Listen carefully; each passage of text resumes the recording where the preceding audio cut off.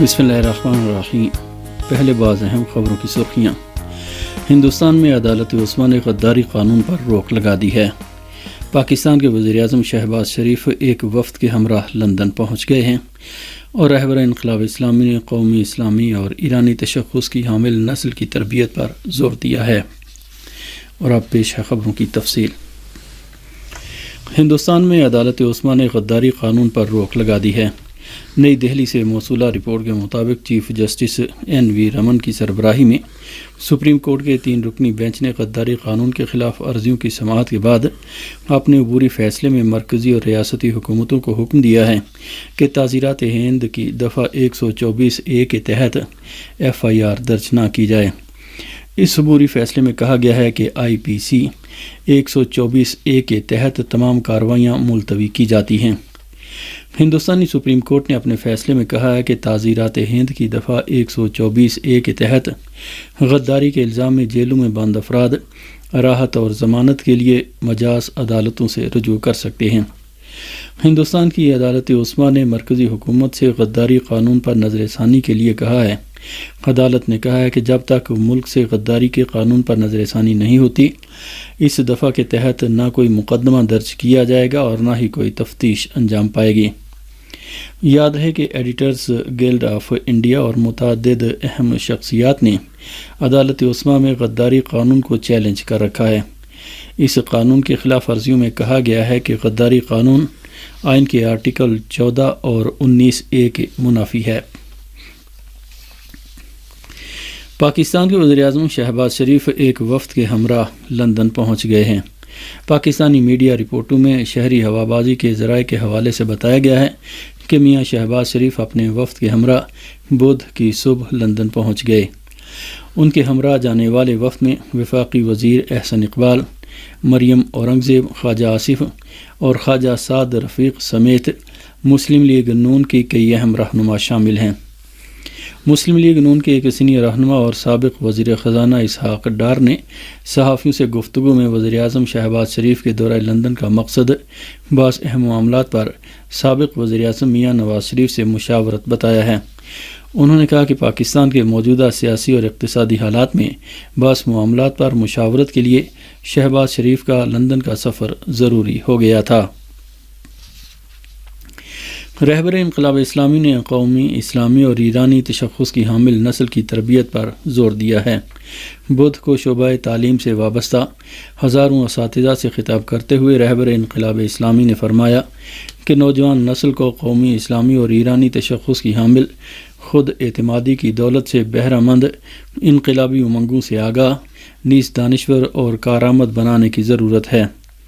آیت اللہ العظمیٰ سید علی خامنہئی نے انسانی وسائل کو کسی بھی تہذیب کا بنیادی ڈھانچہ قرار دیتے ہوئے فرمایا کہ نئی اسلامی تہذیب قائم کرنے والی نسل آج کے اساتذہ کے اختیار میں ہے۔ بنابراین اساتذہ کے کام کی اہمیت کو اس زاویے سے دیکھا جانا چاہیے۔ رہبر انقلاب اسلامی نے اساتذہ کی خدمات کو سراہتے ہوئے فرمایا کہ پچھلے 4 اشروں کے دوران ہمارے اساتذہ کے دامن سے تربیت پا کر مختلف شعبوں کے ماہرین سامنے آئے ہیں، لیکن یہ کافی نہیں ہے۔ آپ نے فرمایا کہ ایک پرشکو اسلامی تہذیب کے لیے تعلیم و تربیت کے عمل کو بھرپور اور ہمہ گیر بنانے کی ضرورت ہے۔ آیت اللہ العظمیٰ سید علی خامنہئی نے طلباء میں استقامت و پائیداری کے مفاہیم کو راسخ کیے جانے کی اہمیت پر بھی زور دیا۔ آپ نے فرمایا کہ موجودہ دور میں جہاں مغرب سے مشرق تک ہر کوئی اپنا زور چلا رہا ہے، آئندہ نسل کو استقامت اور پائیداری کی قدر و منزلت سے آگاہ کیا جانا ضروری ہے تاکہ وہ تہذیب ساز بن کر ملک و قوم کے وقار کو بلند کر سکیں۔ سپاہ پاسداران انقلاب اسلامی نے بدھ کے روز شمالی عراق میں موجود دہشت گردوں کے ٹھکانوں پر حملے کیے ہیں۔ ایران کی سپاہ پاسداران انقلاب اسلامی کی بری شعبے نے اعلان کیا ہے کہ گرفتار کیے جانے والے دہشت گردوں کی جانب سے اس بات کے اعتراف کے بعد کہ شمالی عراق میں تعینات دہشت گرد ایران کے خلاف ناپاک منصوبے تیار کیے ہوئے ہیں، اس علاقے میں ان دہشت گردوں کے ٹھکانوں کو نشانہ بنا کر تباہ کر دیا گیا۔ ایران کی سپاہ پاسداران انقلاب اسلامی کے اعلان کے مطابق عالمی سامراج سے وابستہ دہشت گرد گروہ کی اشتعال انگیزی کے بعد کہ جس کے تحت کچھ دہشت گرد عناصر نے ایران میں تخریبی کارروائیوں کی غرض سے ایران کے علاقوں میں داراندازی کی۔ ایران کی انٹیلیجنس نے ان دہشت گردوں کا پتہ لگایا اور بانا کے علاقے سے انہیں گرفتار کر لیا۔ اس رپورٹ کے مطابق گرفتار ہونے والے دہشت گردوں سے تفتیش کے دوران ایران میں اس گروہ کے ناپاک منصوبوں کا پتہ چلا اور پھر ایران کی سپاہ پاسداران انقلاب اسلامی کے بری شعبے کے حمزہ سید الشہداء بریگیڈ نے کارروائی کی اور شمالی عراق میں ان دہشت گرد عناصر کے ٹھکانوں کو تباہ کر دیا۔ 13 مارچ کو بھی ایران کی سپاہ پاسداران انقلاب اسلامی نے اربیل عراق میں غاصب صہیونی حکومت کے جاسوسی ادارے موساد کے ٹھکانے کو ٹارگٹ کیا تھا۔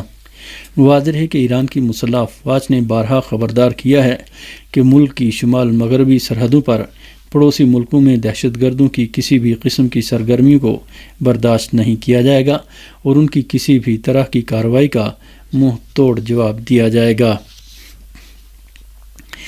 خلیج فارس کی ثقافت، تاریخ اور تہذیب کے بارے میں 2 روزہ بین الاقوامی کانفرنس جنوبی ایران کے شہر بوشہر میں شروع ہو گئی ہے۔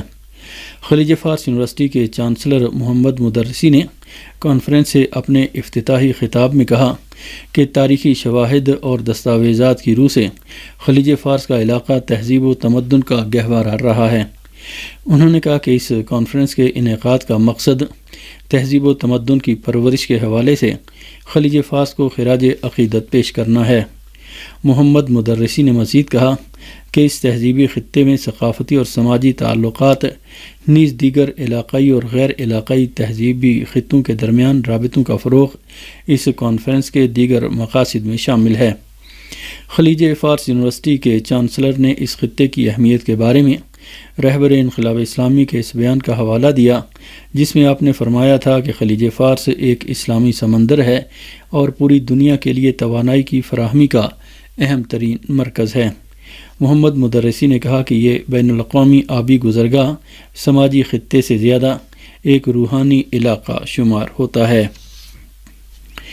ایران کے ادارہ ثقافت کی منتظمہ کمیٹی اور دنیا کے 30 ملکوں کے ناشرین کی شرکت سے تہران کے مصلی امام خمینی میں کتابوں کی بین الاقوامی نمائش کا افتتاح ہو گیا ہے۔ تہران میں مصلی امام خمینی میں کتابوں کی 33ویں بین الاقوامی نمائش کا آغاز بدھ کو ہوا ہے، جبکہ یہ نمائش 21 مئی تک جاری رہے گی۔ ایران کے نائب وزیر ثقافت و ارشاد اسلامی اور کتابوں کی اس نمائش کی منتظمہ کمیٹی کے سربراہ یاسر احمد وند نے افتتاحی تقریب سے خطاب کرتے ہوئے کہا ہے کہ تہران کی 33ویں بین الاقوامی نمائش کو آن لائن بھی دیکھے جانے کا اہتمام کیا گیا ہے اور کتاب.ir پر وزٹ کر کے اس نمائش کو آن لائن بھی دیکھا جا سکتا ہے اور کتابوں اور مطالعے کے شوقین حضرات محظوظ ہو سکتے ہیں۔ انہوں نے کہا کہ اس بین الاقوامی نمائش میں 170 غیر ملکی ناشرین نے بھی 66 اسٹالوں میں اپنی کتابوں کے ذریعے شرکت کی ہے۔ ایران کے نائب وزیر ثقافت و ارشاد اسلامی اور کتابوں کی اس نمائش کی منتظمہ کمیٹی کے سربراہ یاسر احمد وند نے افتتاحی تقریب سے اپنے خطاب میں مہمان خصوصی کی حیثیت سے قطر کی شرکت کی قدردانی کی اور کہا کہ جلد ہی تہران میں کتابوں کی اس نمائش میں قطر کے وزیر ثقافت کی میزبانی کی جائے گی۔ انسانی حقوق و ترقی کے مرکز عین الانسانیہ نے یمن پر سعودی اتحاد کی 2600 روزہ جارحیت اور اس جارحیت میں ہونے والے نقصانات کے اعداد و شمار جاری کیے ہیں۔ سعودی عرب نے امریکہ کی حمایت اور متحدہ عرب امارات اور چند دیگر ملکوں کے ساتھ مل کر مارچ 2015 سے یمن کو وحشیانہ جارحیت کا نشانہ بنا رکھا ہے۔ یمن کے خلاف سعودی اتحاد کی جارحیت میں 10,000 افراد شہید، زخمی اور لاکھوں دیگر بے گھر ہو چکے ہیں۔ مہر نیوز ایجنسی کی رپورٹ کے مطابق انسانی حقوق و ترقی کے مرکز عین الانسانیہ نے یمن پر سعودی اتحاد کی 2600 روزہ جارحیت کے اعداد و شمار جاری کیے ہیں۔ اس مرکز کے اعلان کے مطابق جارحیت کے 2600 روز کے دوران 46,374 افراد جاں بحق اور زخمی ہوئے، جن میں سے 17,775 افراد جاں بحق اور 28,599 افراد زخمی ہوئے ہیں۔ اس مرکز نے اس جنگ کے دوران جاں بحق اور زخمی ہونے والے بچوں کی تعداد کا بھی اعلان کیا ہے اور کہا ہے کہ 4,028 بچے شہید اور 4,595 بچے زخمی ہوئے ہیں۔ اس مرکز کے اعلان کے مطابق 1307 مرد شہید ہوئے ہیں اور 21,091 دیگر زخمی ہوئے ہیں، جبکہ اس دوران 2440 عورتیں شہید اور 2193 زخمی ہوئی ہیں۔ انسانی حقوق کے مرکز عین الانسانیہ نے اسی طرح اپنی رپورٹ میں بتایا ہے کہ اس جارحیت کے 2600 دن میں سعودی اتحاد نے یمن کے 15 ہوائی اڈوں، 16 بندرگاہوں، 342 بجلی گھروں، 614 مواصلاتی مراکز، 2185 پانی کے ذرائع اور ڈیم، 2095 سرکاری تنصیبات اور 6827 پلوں اور راستوں کو نشانہ بنایا۔ اس رپورٹ میں یہ بھی کہا گیا ہے کہ اس عرصے کے دوران 5,90,770 مکانات، 1662 مساجد، 182 تعلیمی مراکز، 376 سیاحتی مراکز، 413 ہسپتالوں اور طبی مراکز کو نشانہ بنایا گیا۔ یمن کی سرکاری خبررساں ایجنسی کی رپورٹ کے مطابق ایک فوجی ذریعے نے اعلان کیا ہے کہ سعودی اتحاد کے ڈرون اور جاسوس طیاروں نے بدھ کے روز یمن کے مختلف صوبوں من جملہ معارب، حجہ، جوف، سعدہ، تعز، زالے اور بیضا کی فضا میں 48 بار پروازیں کی اور جنگ بندی کی خلاف ورزی کی۔ اس رپورٹ کے مطابق سعودی اتحاد کے فوجیوں نے اسی طرح معارب، حجہ، تعز، جوف اور جیزان کے علاقوں میں یمنی فوج اور عوامی رضاکار فورس کے ٹھکانوں کو نشانہ بنایا اور گولہ باری کی۔ دوسری جانب یمن کی عوامی تحریک انصار اللہ کے ترجمان نے کہا ہے کہ یمن میں انسانی بنیادوں پر جنگ بندی کے مسئلے کو سیاسی رنگ نہیں دیا جانا چاہیے۔ محمد عبدالسلام نے کہا کہ جنگ بندی کی تمام شقیں پوری طرح واضح ہیں، جن میں جنگی کارروائی بند ہونے، الحدیدہ بندرگاہ کھولے جانے اور صنعاء ایئرپورٹ سے کم ہفتے میں 2 پروازوں کی انجام دہی شامل ہے۔ اس سے قبل یمن کی شہری ہوابازی کی تنظیم کے نائب سربراہ رائد طالب جبل نے کہا تھا کہ سعودی اتحاد میں شامل ممالک صنعاء ایئرپورٹ پر پروازوں کو اترنے کی اجازت دینے سے مسلسل گریز کر رہے ہیں۔ صہیونی فوجیوں کی فائرنگ میں الجزیرہ کی رپورٹر کی شہادت کے بعد ایک اور نامہ نگار کے زخمی ہونے کی خبر ملی ہے۔ رپورٹ کے مطابق جنین کیمپ پر صہیونی فوجیوں کی فائرنگ میں علی السمودی نامی اخبار قدس کا نامہ نگار زخمی ہو گیا ہے۔ اس سے قبل الجزیرہ کی نامہ نگار شیرین ابو عاقلہ جنین میں صہیونی فوجیوں کی فائرنگ میں شہید ہو گئی تھی۔ المیادین ٹی وی نے اس شہادت کے بارے میں کہا ہے کہ غاصب صہیونی فوجیوں کی اس قسم کی جارحیت کا مقصد رعب و وحشت پھیلانا اور جرائم کی پردہ پوشی کرنا ہے۔ واضح ہے کہ صہیونی فوجی مظلوم فلسطینیوں پر ڈھائے جانے والے ظلم و جارحیت کی رپورٹنگ کرنے پر اب تک سینکڑوں کی تعداد میں نامہ نگاروں اور صحافیوں کو جارحیت کا نشانہ بنا کر شہید اور زخمی یا انہیں گرفتار کر چکے ہیں۔ اسرائیلی ٹرانسپورٹیشن انفراسٹرکچر پر ہونے والے بھرپور سائبر حملے نے سب سے بڑی صہیونی ٹرانسپورٹ کمپنی کا کام کاج ٹھپ کر دیا ہے۔ کہا جا رہا ہے کہ اسرائیل کے ٹرانسپورٹ اور پارسل نیٹ ورک پر یہ سائبر حملہ الطاہرہ نامی عراقی سائبر گروپ نے کیا ہے۔ عراق کے مزاحمتی بلاغ کے قریبی ذرائع نے اس بات کی تصدیق کی ہے کہ اسرائیل کی سب سے بڑے ٹرانسپورٹ اور پارسل نیٹ ورک کے بکنگ سیکشن کو سائبر حملے کے ذریعے ناکارہ بنا دیا گیا ہے۔ سائبر حملے کے نتیجے میں مذکورہ کمپنی کے لیے بینک ٹرانزیکشن کا عمل بھی معطل ہو کے رہ گیا ہے۔ پچھلے چند ہفتے کے دوران صہیونی حکومت کی ویب سائٹوں پر متعدد سائبر حملے ہو چکے ہیں۔